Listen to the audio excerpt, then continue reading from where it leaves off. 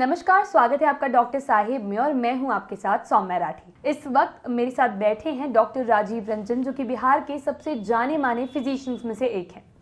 Doctor साहब से आज हम जानेंगे कि जिस तरीके से अब बिहार में तीसरी लहर का प्रवेश हो चुका है और लोग जिन्होंने वैक्सीन नहीं लगवाई थी पहले, वो अब वैक्सीन के लिए हड़बड़ा रहे हैं, तो वहीं दूसरी तरफ कुछ और लोग भी हैं जो वैक्सीन लगवा चुके हैं, दोनों डोजेस कंप्लीट है, लेकिन अब ये सवाल कर रहे हैं कि ओमिक्रॉन के अगेंस्ट ये वैक्सीन कितनी ज़्यादा कारगर साबित होने वाली है। और इन्हीं सारे सवालों के जवाब आज हम इस वीडियो के जरिए आप तक पहुंचाने वाले हैं। सबसे पहले डॉक्टर साहब, बहुत बहुत स्वागत है आपका। धन्यवाद। डॉक्टर साहब, जिस तरीके से अब केसेस बढ़ रहे हैं तो वैक्सीनेशन की अहमियत लोगों को और ज़्यादा बेहतर तरीके से समझ में आ रही है, लेकिन वैक्सीन को लेकर लोगों के मन में सेकंड थॉट भी है। ऐसे में मैं चाहूँगी आप हमारे दर्शकों को ये बताएं कि वैक्सीन अभी के सिचुएशन में कितनी ज़्यादा ज़रूरी है, कितनी ज़्यादा कारगर है। ऐसा है सौम्या जी कि वैक्सीन भूत, वर्तमान और भविष्य तीनों में उतना ही कारगर रहेगा।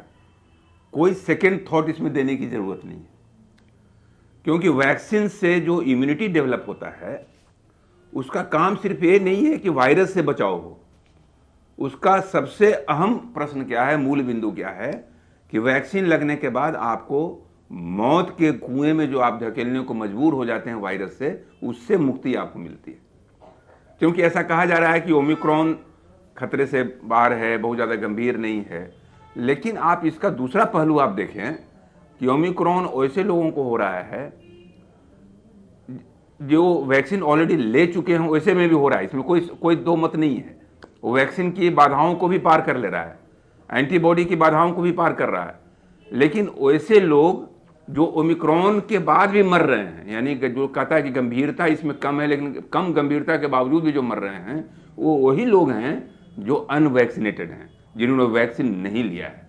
तो इसलिए वैक्सीन लेने के बाद ये आपको गारंटी नहीं है, ये कोई पासपोर्ट नहीं है कि आपको ये वायरस अंदर नहीं जाएगा। वायरस से आप ग्रसित होंगे, लेकिन वायरस से ग्रसित होंगे। रोज हम लोग कहीं ना कहीं पहले भी सर्दी, खांसी, बुखार, ये सब फ्लू बहुत सारे वायरसेस थे, डेंगू वायरस है, फ्लू वायरस है, बहुत सारे वायरसेस हैं जो होते रहते हैं, लेकिन उससे मौत नहीं होता है। ये कोविड से हम लोग इसलिए घबराए हुए हैं कि ये हमको मौत की दहलीज पर ले जाने में सक्षम है। तो वैक्सीन आपको मौत के दहलीज से बहुत हद तक कोसों दूर ले जाएगा। इसमें एक वैज्ञानिक तथ्य है, ये कोई हियर से नहीं है।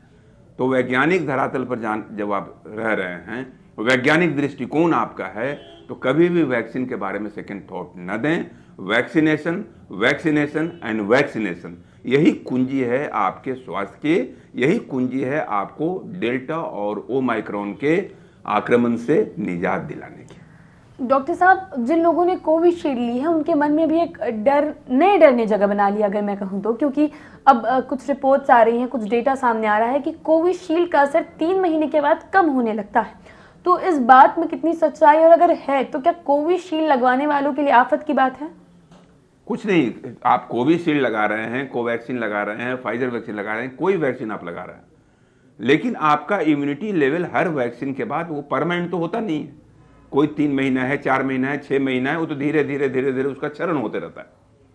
तो वैक्सीन की एफिकेसी में तो क्षरण होगा बदलते समय के, मतलब बढ़ते समय के साथ, इसलिए उसमें बूस्टर्स की उपाधि रहता है। पहले भी आपने बूस्टर्स का नाम सुना है, बहुत सारे वैक्सीन में बूस्टर लगाए जाते हैं ताकि वो उसको और ऑगमेंट कर सके, उसके एंटीबॉडी लेवल को, चाहे टी सेल की एफिशिएंसी को और बढ़ा सके। क्योंकि इम्यूनिटी लेवल सिर्फ एंटीबॉडी से नहीं होता है, बी सेल से नहीं होता है, दोनों तरह के सेल्स होते हैं, बी सेल्स और T cells. B cells antibody बनाता है और टी सेल्स खुद ब खुद वो अटैक को डिफेंड करता है।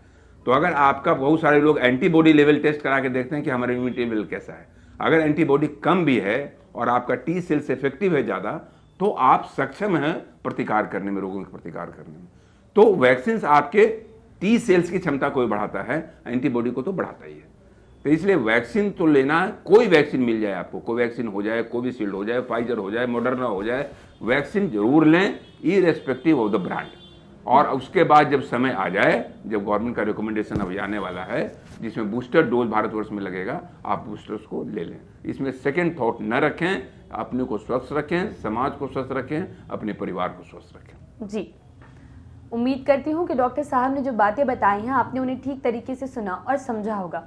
और अगर अभी तक आपने भी वैक्सीन नहीं लगवाई है तो जल्द से जल्द वैक्सीनेशन करा लें। और अगर पहला डोज लगवा कर आप दूसरे डोज का इंतजार कर रहे हैं तो जैसे ही दूसरे डोज की डेट आती है तो बिना किसी विलंब के अपनी वैक्सीनेशन कंप्लीट ज़रूर कराएं, क्योंकि अपना ध्यान रखना तो ज़रूरी है ही, लेकिन साथ ही साथ वैक्सीन भी आपके लिए बहुत ज़्यादा ज़रूरी है। क्योंकि जैसा कि डॉक्टर साहब ने बताया कि वैक्सीन का मतलब ये नहीं कि आप इन्फेक्टेड नहीं होंगे, लेकिन वैक्सीन का मतलब ये है कि अगर आप इन्फेक्टेड हो भी जाते हैं तो जान पर आपके बात नहीं बनेगी। अगर इस वीडियो को फेसबुक के जरिए देख रहे हैं तो पेज को लाइक करें, यूट्यूब के जरिए देख रहे हैं तो चैनल को सब्सक्राइब करें। धन्यवाद।